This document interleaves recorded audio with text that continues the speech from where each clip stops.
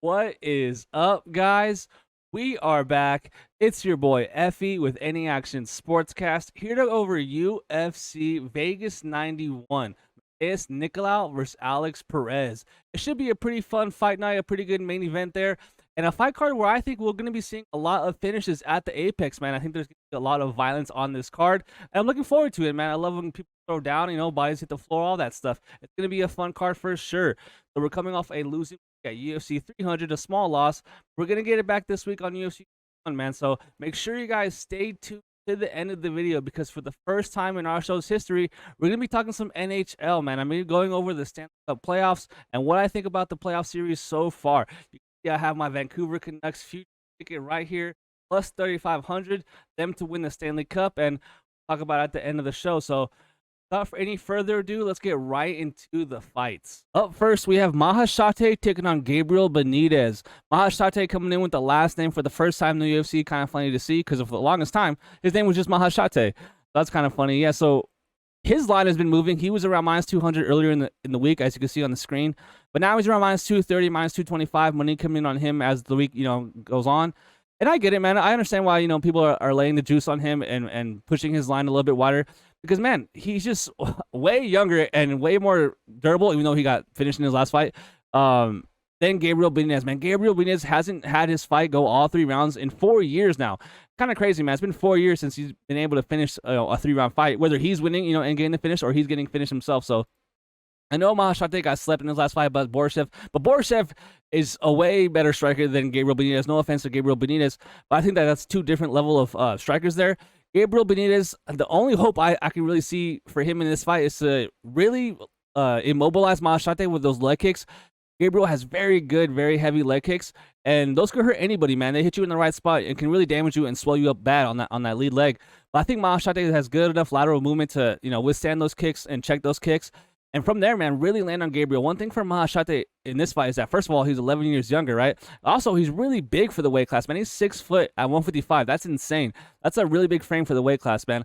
I think that he does eventually get to Gabriel and catch him here. I don't foresee Gabriel utilizing the grappling here in this fight. I feel like it's going to be a 15-minute striking fight. And if that's the case, I got to go with a guy that's 11 years younger with way less damage on him. I know Gabriel has way more experience and way more professional, MMA experience than Maheshate, but man, I'm going with the young guy. I like his striking. I think it's powerful. Not crazy output or crazy grappling from Maheshate at all, but man, I do like him. I do think he's a pretty good fighter. I think this is a great right spot for him. I understand why he's a favorite. Give me Maheshate to win via knockout. And up next, I'm probably talking about this fight for 50 seconds. We have Ivana Petrovic taking on Liang. Petrovic comes in as a massive has 500 favorite, unbelievable. Whereas Liang, the Dragon Girl, comes in with a plus 380 money line as the underdog. Now with Liang, the Dragon Girl here on the right, man, she's 0-3 in the UFC, been finished 3 straight times, and she's probably gonna get finished for the 4th time and then get cut from the UFC. It's just the fact that we're sitting here talking about Petrovic, who has no UFC wins, lost her debut against the one in Carolina, and is looking to get her first win in the UFC. And she's coming in with a minus 500 price tag, man. That's absolutely wild, man. Anything can happen to women's MMA.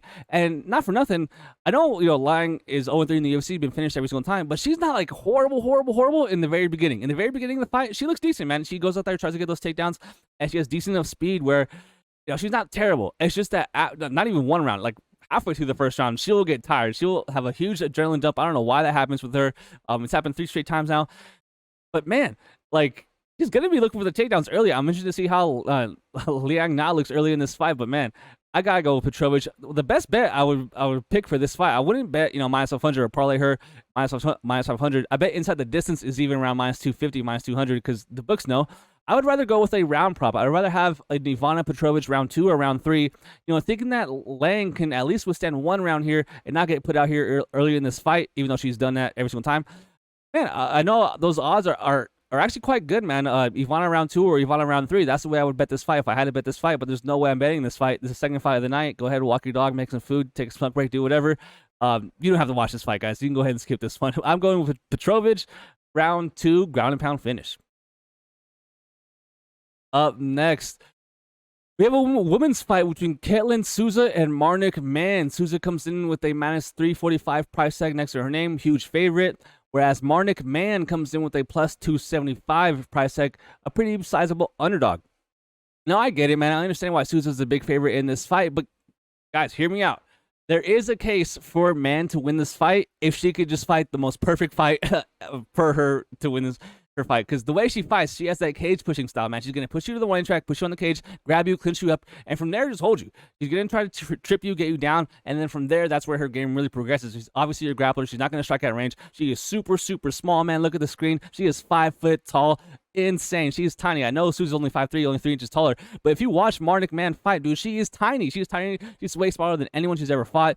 One thing that I hate from her on her tape is she does a thing where she's on the cage, your back's on the cage, her opponent's on the cage. She's, has that body lock, hands clapped, goes for a takedown, and pulls herself into a takedown on bottom herself. I hate when I see that. It's almost like a red flag, like, nope, I can't pick on you. And not for nothing, guys, I was talking to my buddies. Marnic Mann straight up might be the worst fighter on the UFC roster, but there is a case, man, because at range, she's not going to stay there. Souza's going to pick her apart at range and piece her up at range, at distance.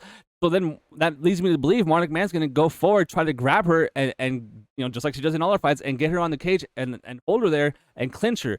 And if she can get her down just twice, and then if Souza has problems getting up off her back, man, Marnic Mann can really steal around that way. And that would be so frustrating if you're watching Souza and you have money on her on a parlay or inside the distance or anything, and you're just seeing her get laid on.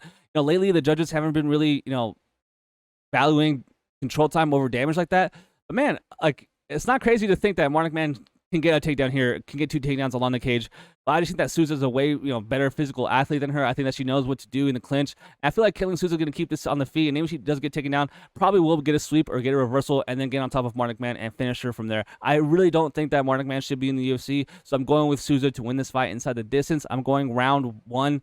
Actually, no, I'm going round 2. Ground and pound finish again. Oh, man. Up next, we have a we have a super sloppy fight. We have a heavyweight fight between Don'Tale Mayes and Caio Machado. Now, this line is actually flipped. Don'Tale Mayes was around -170 earlier in the week. Now, he's all the way to +105. So, money coming in left and right on Caio Machado. And I don't get it, guys. I don't think this guy is that good at all. I wouldn't be paying juice for either of these guys. And I honestly, guys, don't want to talk bad about no one, but I wouldn't be betting this fight. If anything, I would get Don'Tale Mayes. I would bet Don'Tale Mayes at plus money. If I would have had Caio Machado at pretty big plus money, that would be a little more enticing too. But -125, no way am I laying juice on this guy. But as far as the fight's going to go, man, Don'Tale Mayes is the better MMA fighter. If we're talking complete MMA game, striking, grappling, wrestling, BJJ, like, he's the better fighter. Caio Machado is a better striker, 100%. He's a heavy-headed guy. This dude can knock out anybody. That's how he's winning all of his fights. They're all first-round knockouts. This dude can crack. He fought a complete bum on Dynamite Contender Series. Don't know what the hell that was. So it's kind of hard to take, value away from that tape because the opponent was just so bad. And I just feel like the path is there to beat this guy. I feel like Caio Machado can get taken down by Don'Tale Mayes. I feel like Don'Tale Mayes, if he has any sort of brain, is going to be pursuing the takedowns in this fight. Hard to trust him, man. This guy has low fight IQ. He's shown, to have low fight IQ before in the UFC. So when you have a guy that's shown that he's not the most reliable guy to, pursue a game plan that's obviously the best, path to victory, it's kind of hard to put your money on him. But man, at +105, I like that way more than -170, -150 earlier in the week. But I'm going with underdog. I don't think I have much underdogs on this card, and now technically Don'Tale Mayes is an underdog because earlier in the week I had him. I thought he was going to win the fight, but he was a favorite. So, I'm going with Don'Tale Mayes in this fight. He trains with John Jones, those guys at Jesse and Wink, and we all saw what he did to John Jones, man. He injured the guy. He injured the GOAT, and so I don't think that Caio Machado is on that level. Obviously, I'm joking. I'm just playing. But yeah, give me Don'Tale Mayes to win that fight, and I think that he actually knocks out Caio Machado in that third round. I think he gets greasy. I think Caio Machado gets tired. I think that Don'Tale wears on him and eventually finds a finish at the end. But that's a sloppy fight, guys. Confidence is not high on that one. Sloppy heavyweight fight. Give me Don'Tale Mayes. Oh, and this one should be good. Up next, we have Austen Hubbard taking on Michael Figlak. Austen Hubbard comes in as an underdog at +130, whereas Figlak comes in as a favorite at -155. Now, as far as the money line goes, I think that's pretty fair, man. I feel like they have it pretty accurately here. And when I was looking at the card, I'm looking at like who are going to be my underdogs, because I can't just pick all the favorites, right? And I was really taking a look at Austen Hubbard. I like the wrestling from this guy. I like his forward pressure, I like his pace, but he's pretty average anywhere. He's not really a specialist in any single area. I'd probably rate his wrestling the best out of any attribute he has, but he got some in his last fight, was kind of surprising. And kind of one of those guys that's been middling, man. Was in the UFC, got cut, back on the Ultimate Fighter, and now it's his second run in the UFC. Whereas Figlak, coming over from Europe, Cage Warriors, and he lost his debut in a surprising fashion, man. He got smoked by Faraz Ziam, which I did not see coming. So now he took a year and 7 months off, which I really like, man. This guy's 27 years old. I'm expecting improvement. But Austen Hubbard himself, man, he's training over at Elevation Fight Team in Colorado. And that's good, man, because I feel like he's going to have to wrestle here, keep that pace, keep that cardio up, and get in the face of Figlak. But Figlak, to me, does get back on track here. I feel like the UFC is giving him a favorable fight. You know, not like a crazy easy fight or anything, but just a fighter that he should win, right? And so I don't want to say there's a lot of pressure or anything, but I feel like Michael Figlak knows what's up. He knows he has to get right back on track, on the right foot in the UFC. If this plays out for 15 minutes on the Fiat range, I favor Michael Figlak. I think he has the better striking. But Austen Hubbard does have that forward pressure and that pace. And, man, he's a dog, man. So it's going to be tough, man. He could also mix in those level changes and really have Michael Figlak thinking about that the whole fight. But I think that Michael Figlak does get back on track. Give me Figlak to win this fight. I'm going with a 3-round decision. And up next, we have Yahya taking on Victor Henry. This is the last card on the prelims, the featured prelim. We have Yahya coming in with a plus 380 money line, a huge underdog taking on Victor Henry, who comes in with a minus 500 money line as well. Huge, heavy favorite. Kind of crazy, guys. This is a fight between a 36-year-old minus 500 favorite and a 39-year-old, man. Going with Henry. Obviously, the pick is Henry in this fight. If you're betting on Yahya, you're just hoping that he submits Victor Henry. Victor Henry, I don't believe he's actually ever been submitted. If you're betting on Yahya, man, you're pretty much betting on him to win via submission, because I don't see him winning a decision. If this goes all 3 rounds, Victor Henry won the fight. I mean, even if Yahya does get the takedown and gets control, he's probably going to get the submission. I don't think he's going to spend too much time on the ground without getting the submission, or, putting Victor Henry in some pretty bad spots. But I think Victor Henry has all the tools to keep this fight upright and really pick apart Yahya, man. Victor Henry is going to have everything going for him on the feet. He's going to have the speed. He's going to have the timing. He's going to have the output. He's going to have the power. I mean, Yahya is not the best striker, man. This guy's old. 39 years old, but man, Henry's also 36 years old, and he's been around the block, man. This guy's fought overseas, fought in the UFC. He's won as an underdog before in the UFC. Now he's a minus 500 favorite. So I'm going with Henry just based off the fact that I don't think he's going to get submitted, man. Give me Victor Henry to win this fight.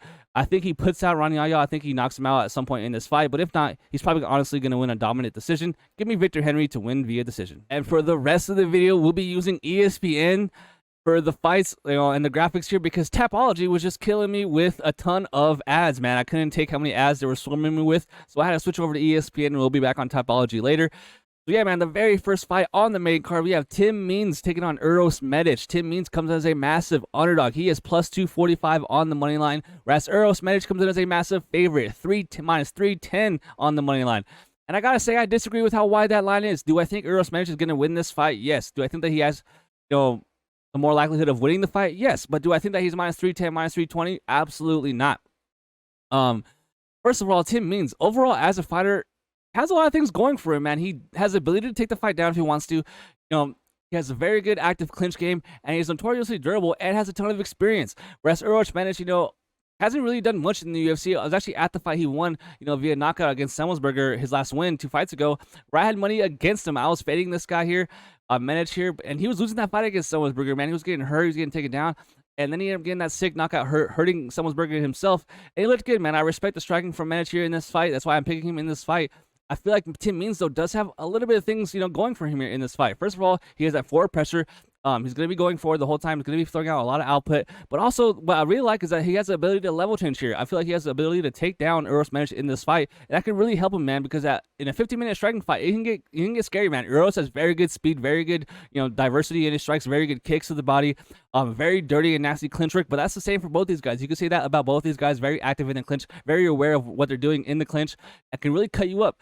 So, man, it should be a great fight. But so that leads me to believe minus 320 is just not the side. I wouldn't lay minus 320 on this fight, but I do think that Uros Medic will win this fight. And I know that it means is notoriously durable, in his career. But at age 40, man, you're eventually going to have to wear it. You're eventually going to have to show your age, and it's eventually going to catch you, man.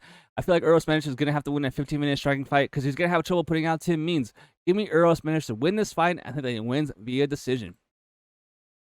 And up next, we have my favorite fight on the entire card. I'm looking forward to this fight the most. We have Jonathan Pearce taking on David Onama. JSP comes in as a minus 150 favorite. Onama on the other side right here on the screen at plus 125. A pretty closely lined fight. And I am going to go with Jonathan Pearce, man. I'm going with the favorite in this fight. And I don't blame anybody laying, a plus 125 ticket on Onama. pretty simple here. Onama is the type of guy I want to be betting as an underdog and not as a favorite, and here he is an underdog. But even then, he has a tough matchup here in this fight. Jonathan Pearce, man, if this dude was from Dagestan, had a funny hat, people would love this guy, man. This guy is a relentless wrestler, man. I love the grappling from Jonathan Pearce. He's the type of guy to shoot 15, 20 takedowns in a single fight. He wants to grab you, he wants to control you on the ground. But that's the thing, even if he does get you down, and when he does get you down, he doesn't just lay, and try to advance your positions or pass your guard, and get a sub. He's pounding you, man. He's racking up ground and pound.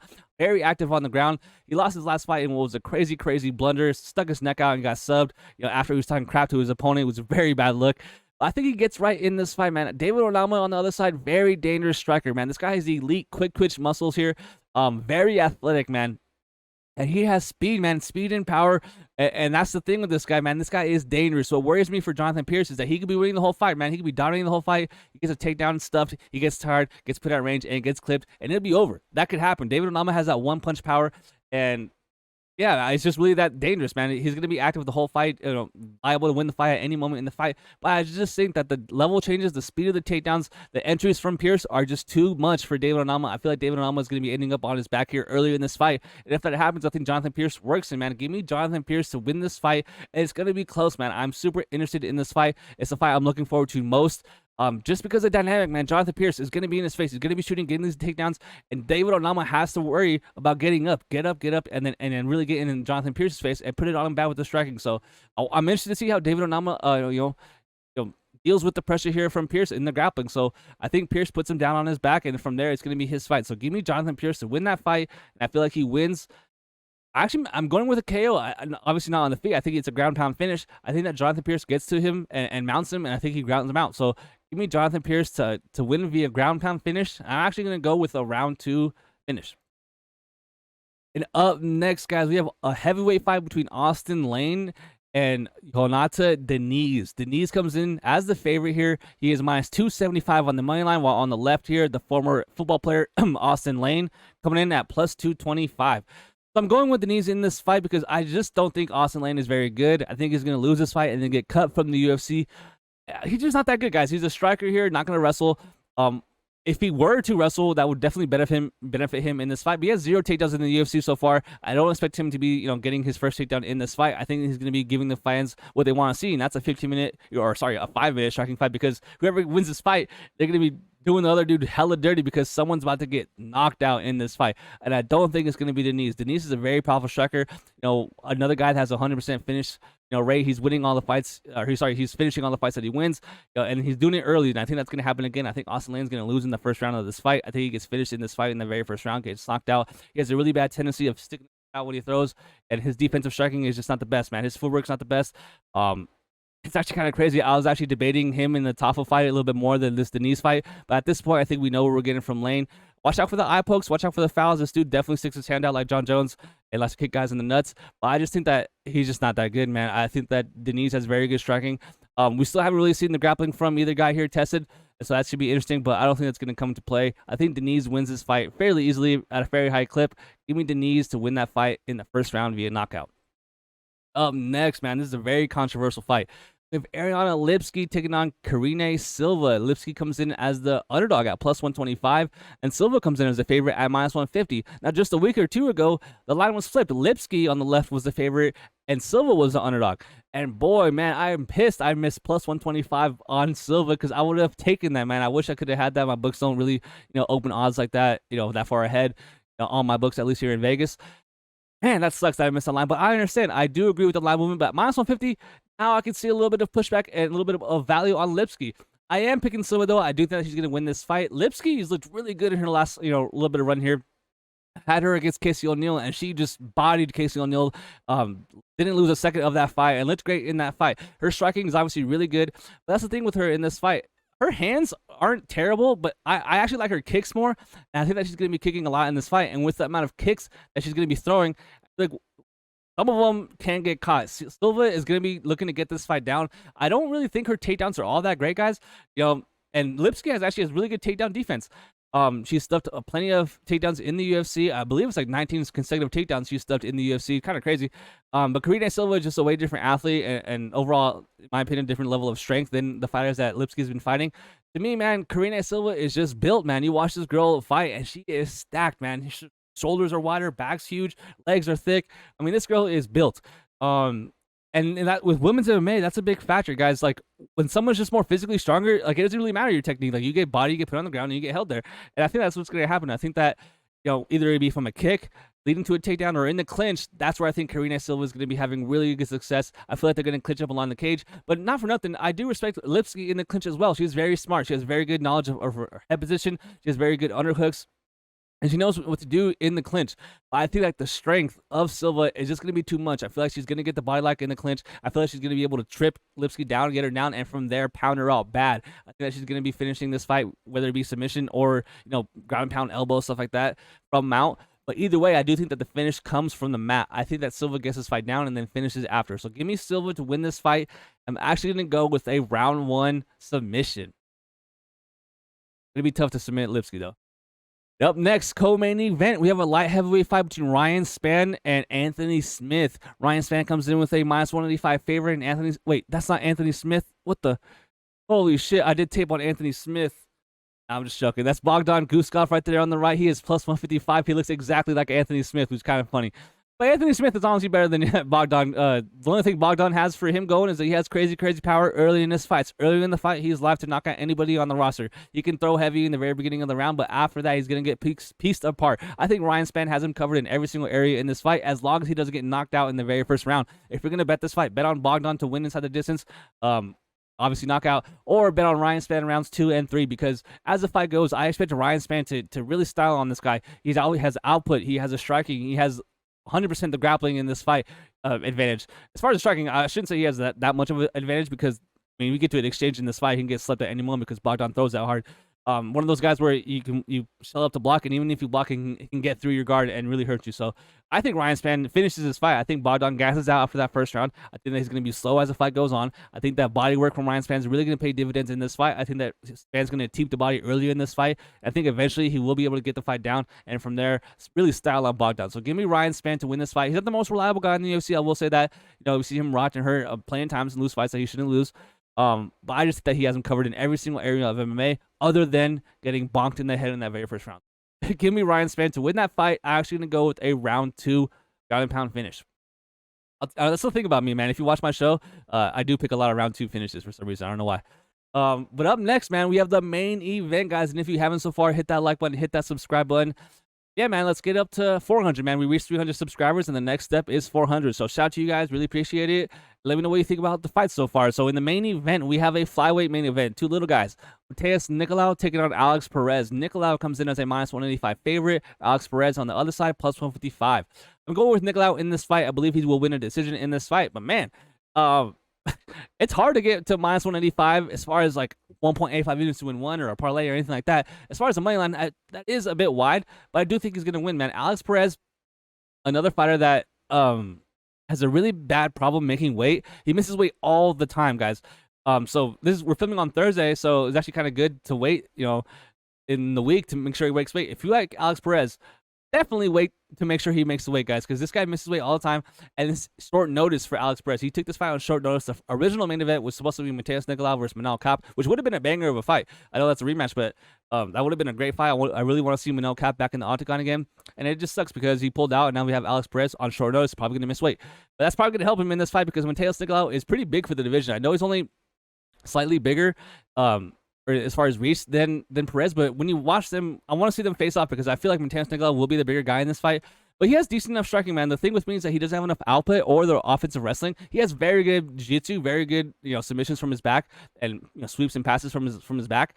And the output's not there. Like, he's not throwing as much as he should, but the power is there, man. When he lands, he's making it count. And Perez, he doesn't have as much volume either. I mean, right here you can see on the screen, strikes landed per minute, 3.66, or sorry.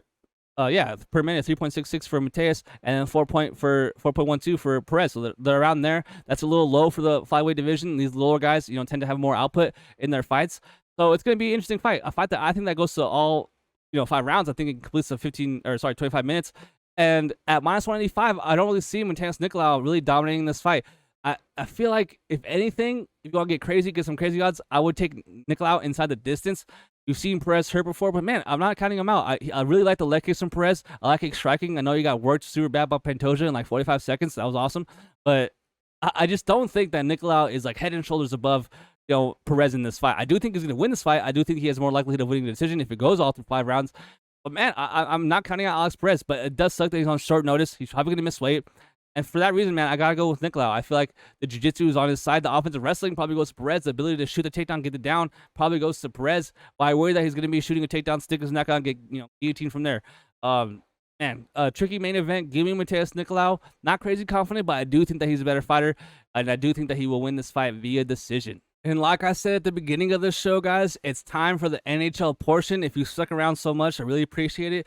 But if you guys know me, if you follow me on Twitter, man, I've been killing it on the NHL this year. I didn't expect it to happen. I don't know where I kind of fell in love with the NHL this season. I've been following hockey all year, and I'm super excited. It's the playoffs, man. It's the best time of year. In my opinion, hockey, the NHL have the best playoff format in any professional sports in America.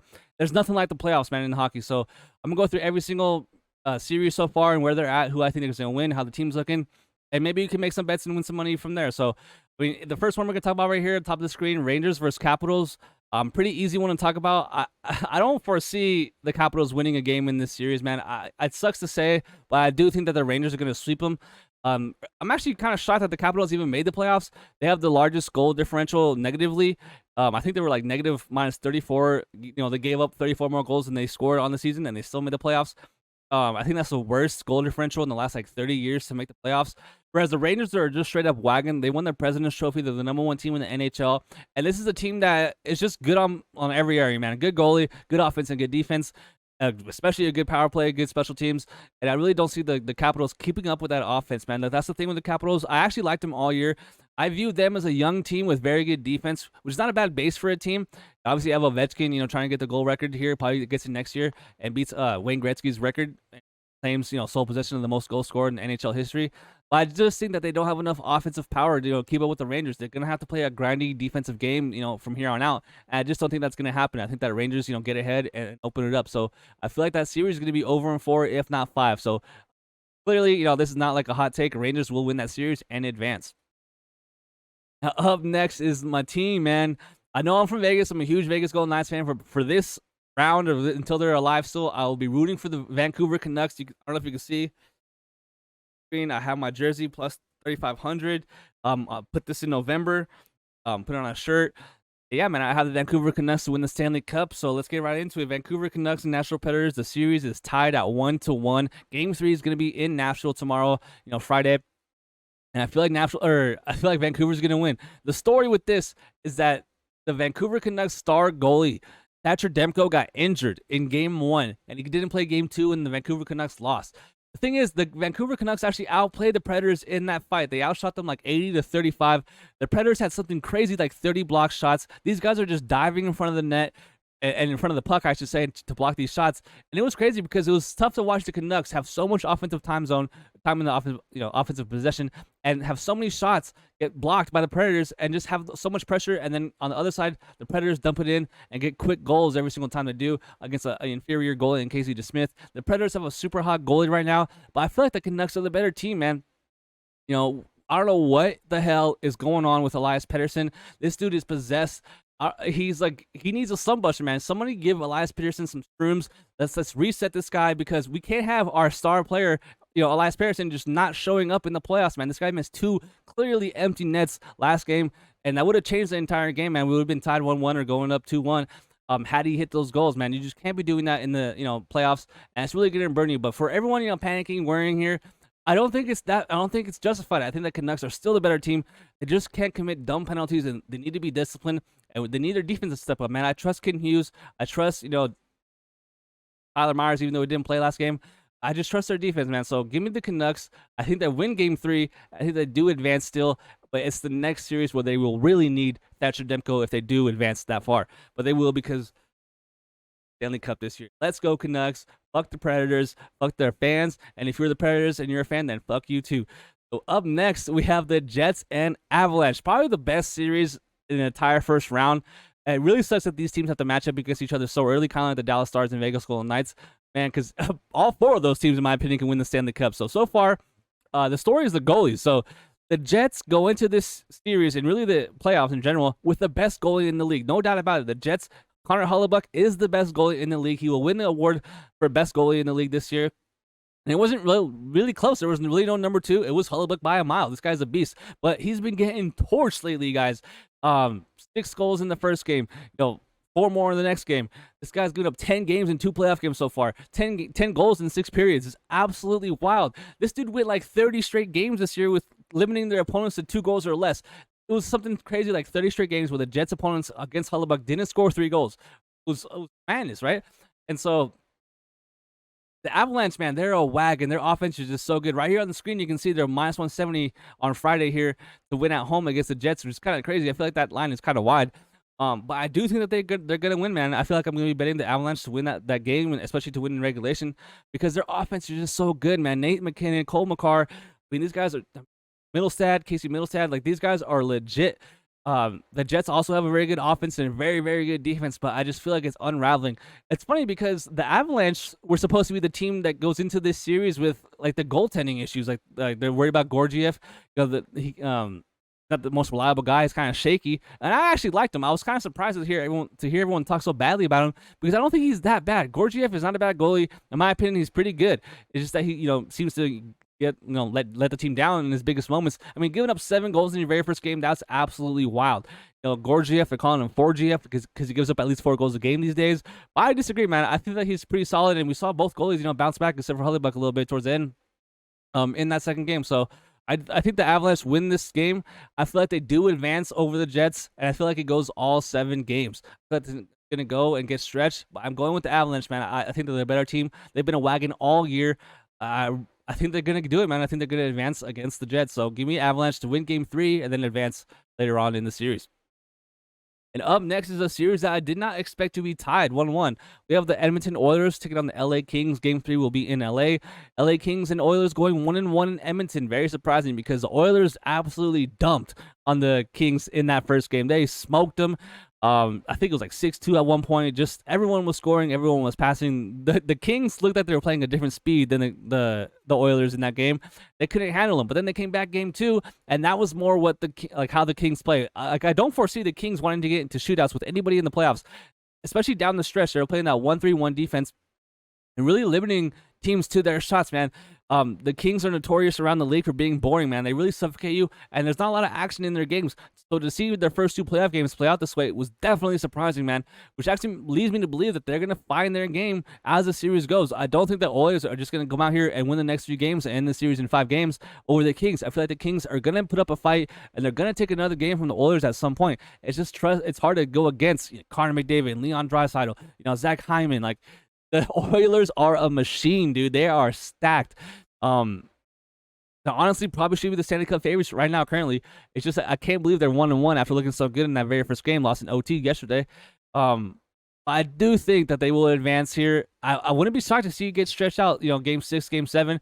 But I do think that Edmonton just has way too much offensive fire here to go against the Kings. Kings goaltending isn't the best. Talbot isn't that good. I'm not that high on the guy. Yeah, so give me the Oilers to win that series. And man, at minus 130, it does seem like a buy low spot.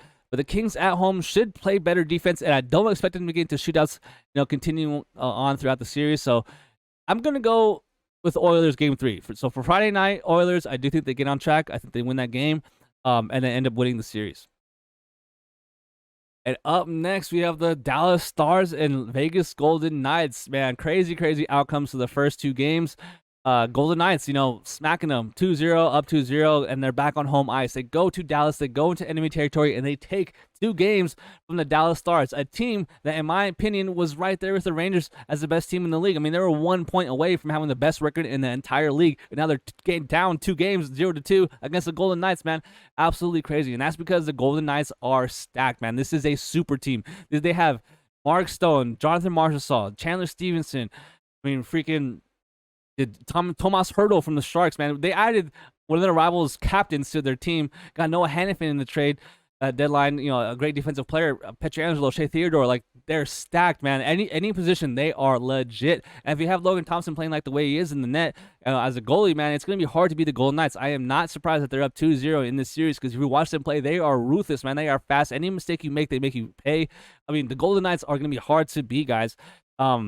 they're up 2-0, and I don't think they're gonna lose this series. I feel like the Stars are obviously a really good team. The thing I like about the Stars is they have crazy depth. I think they have something crazy like 10 or 11, 12 guys with 20 goals at least, which is actually kind of crazy in the NHL.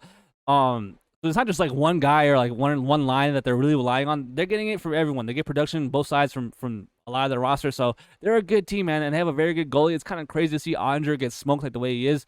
Letting him some pretty soft goals so far in the beginning of the playoffs.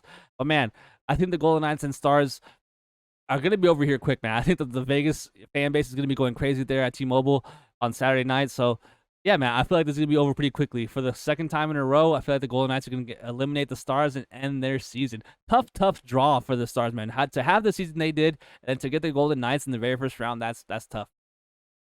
And up next, we have the Hurricanes and Islanders. Now, this is a series that actually has a game going on right now. I believe the Hurricanes are up 1-0 in Game 3.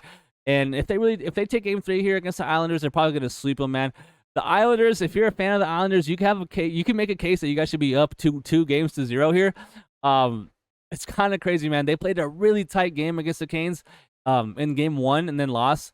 A close one, man. They looked good. The Canes looked bad. The Canes looked off in that first game, and they still won, which is a sign of a good team, man. They didn't have their A game, and they still came out with a victory. And then in Game 2, guys, I don't know if you guys all saw, but there was a collapse of all collapses, man. Islanders up 3-0 in the third period. Give up a goal, and they give up a fourth goal 9 seconds later. They give up 3 goals in a minute and like 90 seconds. So that was insane. Just a complete, utter collapse.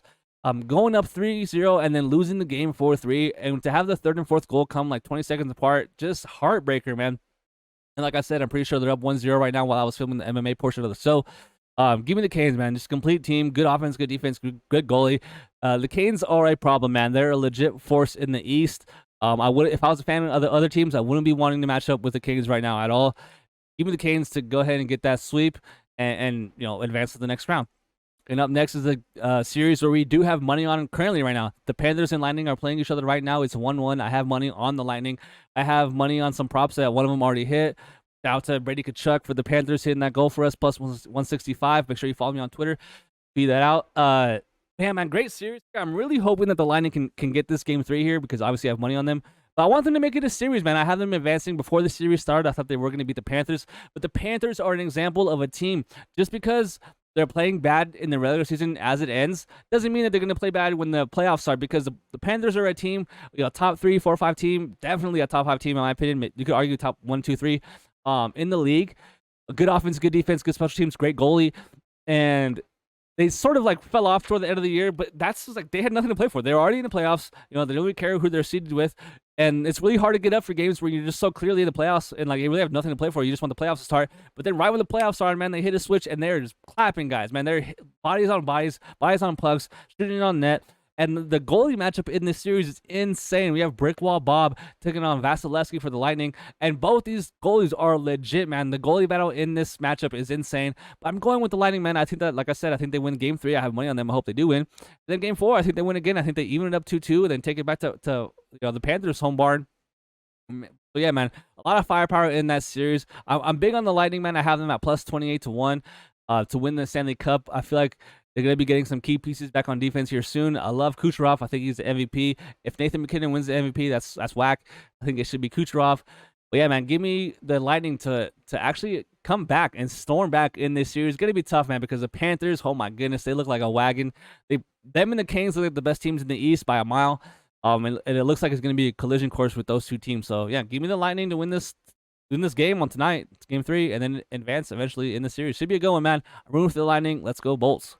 And then, man, the last series, we'll talk about the Boston Bruins and the Toronto Maple Leafs.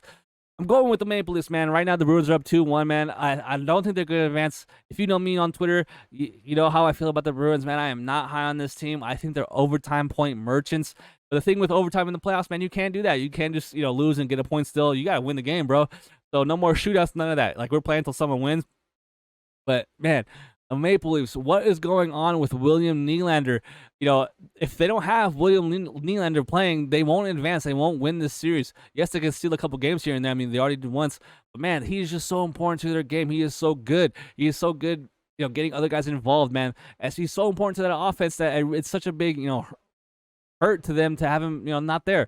I do think that the Maple Leafs will win this series and come back and really piss off a lot of Bruins fans. Everyone wants to talk about how the Maple Leafs hasn't been the Bruins in like 70 years since 1950 something, which is absolutely crazy. 7 straight series now the Bruins have eliminated the Leafs in the playoffs. How does that happen? Like, how is that even possible?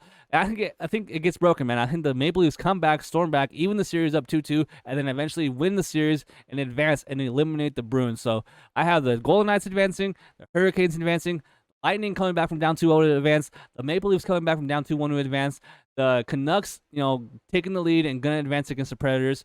I have the Avalanche advancing against the Jets, and who else? The Oilers advancing against the Kings. Yeah, and I think that's it, right? So that's who I have winning. Oh, and the Rangers advancing against the Capitals. That's who I have winning the first round of the playoffs. It's so exciting. I can't wait. And let's do something right now. Let's check the scores. Oh no, they're not tied. Looks like they called back the goal for the Lightning. I saw 1-1, and I guess they called it back. So dang, Lightning need to score. Need to get this right here. So yeah, guys, thanks for watching the video so far. Hit that like button, hit that subscribe button. Let me know who you think is gonna win the Stanley Cup in the comments. And if you like this type of stuff, I'll keep doing it. But if not, if you think it's dumb, stick to MMA. Let me know in the comments as well. So appreciate you guys watching. See you guys next week. Peace.